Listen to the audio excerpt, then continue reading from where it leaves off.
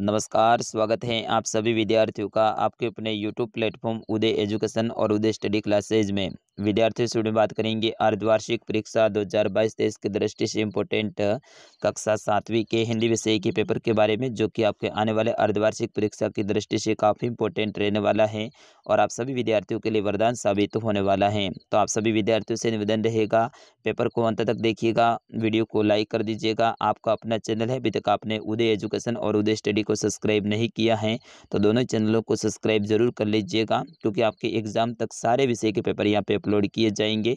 और विद्यार्थियों, अगर ये पेपर आपको डाउनलोड करना है तो भी मैं वीडियो के बीच में कहीं पे भी बता सकता हूँ कि आपको पेपर कहाँ पे मिलेगा। बिल्कुल रियल पेपर है और बिल्कुल ऐसा कैसा पेपर आपको डाउनलोड पूरा को पूरा करने का मौका मैं दे रहा हूँ। और तो इसके लिए आपको वीडियो को अंत तक देखना पड़ेगा। वीडियो के बीच में कहीं पे भी मैं बता सकता हूँ कि ये पेपर आपको कैसे मिलेगा। सबसे पहले देखिए, पहला प्रश्न, उससे पहले यहाँ पे निर्देश दे रखा है कि सभी प्रश्नों को हल करना अनिवार्य है, यानी सभी प्रश्नों के उत्तर आपको देने जरूरी हैं। पहला प्रश्न आपके बहुवैकल्पिक प्रश्न रहेगा और इसके अंतर्गत तक कुल 4 प्रश्न रहेंगे, जो कि आपके अवसद के रूप में रहेंगे। तो चारों प्रश्नों को सबसे पहले अपन देख लेते हैं। पहला प्रश्न देखिए, हिमालय की बेटियां पाठ के लेखक कौन है? तो विद्यार्थी, इसका सही आंसर हो जाएगा नागार्जुन। हिमालय की बेटियां जो पाठ है, इसके आपके लेखक हैं वो है नागार्जुन जी। ऑप्शन नंबर द रहेगा इसका सही उत्तर। दूसरा प्रश्न देखिए, पेट जो न कराए सो थोड़ा, ये सोच किसकी है? मुरली वाले की, रोहिणी की, दादी जी की या फिर विजय बापू की? तो विद्यार्थी, इसका सही आंसर हो जाएगा ये सोच है, ये रोहिणी की है। ऑप्शन नंबर ब रहेगा इसका सही उत्तर। अगला प्रश्न देखिए, प्रश्न संख्या ग आपका, पेड़ का स्वभाव था, यानी पेड़ का स्वभाव है वो कैसा था? ऑप्शन अ घमंडी, ऑप्शन ब चंचल, ऑप्शन स अक्कड़बज और ऑप्शन द मिलनसार। तो विद्यार्थी, इसका सही आंसर हो जाएगा पेड़ का स्वभाव है वो मिलनसार वाला था। तो ऑप्शन नंबर द रहेगा इसका सही उत्तर। अगला प्रश्न देखिए, शाम के शांत वातावरण में अचानक बोल उठा, कौवा, मोर, पपैया या फिर गिदड़? तो विद्यार्थियों, शाम के शांत वातावरण में अचानक से मोर बोल उठा था। तो ऑप्शन नंबर ब रहेगा इसका सही उत्तर। अगला प्रश्न आपका दूसरा है, जो कि आपके रिक्त स्थान की पूर्ति करनी है। उसमें पहला देखिए, विपत्ति कसोटी जे कसे खाली जगह सांचे मीत। तो इसमें हो जाएगा तेई, ठीक है ना। इस खाली जगह में क्या आ जाएगा? तेई आ जाएगा। दूसरी खाली जगह देखिए, जाल परे जल जात बही तजी मिनन को खाली जगह। तो यहाँ पे हो जाएगा खाली जगह में आपके मोह। तीसरी खाली जगह देखिए, खाली जगह से ही शुरुआत हो रही है, तो यहाँ पे हो जाएगा खाली जगह में धरती, ठीक है ना। धरती की सो रीत है, शीत घाम ओ मेघ, सॉरी में है, तो इसमें आपका धरती हो जाएगा। और द देखिए, तुम्हारा गाना सुनने के लिए खाली जगह रहा है। तो इसमें हो जाएगा तुम्हारा गाना सुनने के लिए तरस रहा हूँ, ठीक है ना। तो यहाँ पे हो जाएगा तरस। प्रश्न संख्या 3 देखिए, ये काफी इंपॉर्टेंट है। विशेषण किसे कहते हैं तथा इसके कितने भेद होते हैं? सबसे पहले विशेषण किसे कहते हैं? जो शब्द संज्ञा या फिर सर्वनाम की विशेषता बताते हैं उन्हें विशेषण कहते हैं। तो विद्यार्थी, विशेषण किसे कहते हैं? जो शब्द संज्ञा या फिर सर्वनाम की विशेषता बताते हैं उन्हें क्या कहते हैं अपन? विशेषण कहते हैं। ये 4 प्रकार के होते हैं। एक तो होता है गुणवाचक विशेषण, परिमाणवाचक, तीसरा होता है संख्यावाचक और चौथा होता है आपका संकेतवाचक। तो विशेषण 4 प्रकार के होते हैं। चौथा प्रश्न देखिए, निम्न के विलोम शब्द लिखिए, यानी इनके आपको विलोम शब्द लिखने हैं। अधिक के, अधिक का विलोम हो जाएगा कम, फादर का हो जाएगा निराधर, आरंभ का हो जाएगा समाप्त और अंधकार का हो जाएगा प्रकाश। यहाँ पे फादर नहीं है, यहाँ पे आदर है विद्यार्थी, ठीक है ना। तो आदर का हो जाएगा निरादर, आरंभ का हो जाएगा समाप्त और अंधकार का हो जाएगा प्रकाश। इस तरह से आपको विलोम शब्द लिखने हैं। 5वां प्रश्न देखिए, निम्नलिखित मुहावरों के अर्थ लिखिए। भेद खुलना, तो भेद खुलने का जो होता है रहस्य मालूम होना, इसका अर्थ होता है रहस्य मालूम होना। 9 2 11 होना, तो विद्यार्थियों इसका अर्थ क्या होता है? भाग जाना, यानी कोई विपत्ति आती है तो अपन वहां से भाग जाते हैं, फुर्र हो जाते हैं, तो उसे कहते हैं कि 9 2 11 हो गए हैं। 6वां प्रश्न देखिए, पक्षी कैसा जीवन जीना चाहते हैं? तो विद्यार्थियों, पक्षी स्वतंत्र स्वच्छंद जीवन जीना चाहते हैं। 7वां प्रश्न देखिए, कठपुतली कविता में कवि क्या कहना चाहता है? तो इस कविता में कवि ये कहना चाहता है कि परतंत्रता में कोई खुश नहीं रहता है, तभी स्वतंत्रता का जीवन जीना चाहता है। 8वां प्रश्न देखिए, लाल रक्त कण शरीर के लिए क्या कार्य करते हैं? तो इसका सही आंसर हो जाएगा लाल रक्त कण है हमारे शरीर के लिए दिन रात काम करके श्वास लेने पर जो ऑक्सीजन शरीर में जाती है उसे पूरे शरीर में पहुंचाने का काम करते हैं। लाल रक्त कण होते हैं ना, जो अपन ऑक्सीजन लेते हैं श्वास में, तो उसको पूरे शरीर में पहुंचाने का काम है, यही लाल रक्त कण है, ये करते हैं। 9वां प्रश्न देखिए, धनी पुरुष निर्धन धनी पुरुष निर्धन भय करे पासी ली बात निम्न पंक्ति का अर्थ है।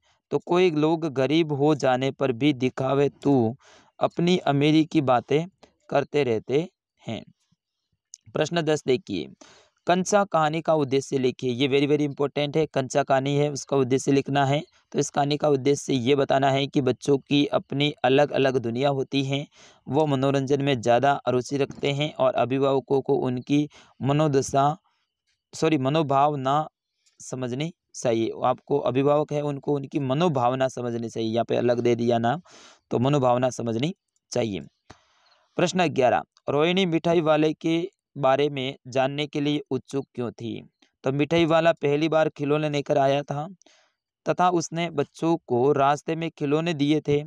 फिर वो मुरली बेचने आया था और अब मिठाई वाला बंद कराया और अब की बार रोहिणी ये जान लेना चाहती थी कि वो लागत से कम कीमत पर वस्तुएं क्यों देता है, तो उसका बच्चों से घुल मिल जाने का क्या कारण है। रोहिणी ये चाह रही थी भाई ये कीमत ज़्यादा से तो लाता है लेकिन यहाँ पे बच्चों को कम कीमत में है, खिलौने वगैरह मिठाइयाँ वगैरह ये सारे दे देता है, इसका कारण क्या है, रोहिणी ये जानना चाह रही थी।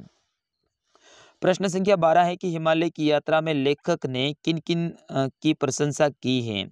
प्रश्न 13 देखिए, दादी माँ बुखार से पीड़ित लेखक की देखभाल कैसे करती थी? यहाँ पे देखिएगा, दादी माँ बुखार से पीड़ित लेखक की चारपाई के पास में रात दिन बैठी रहती थी और कभी उस पर पंखा चलाती थी तो कभी उसके जलते हाथ पैर कपड़े से सहलाती और फिर दालचीनी का लेप करती और भी बार बार शुक्र जबर का अनुमान करती थी। तो इस तरह से इसके उत्तर हैं।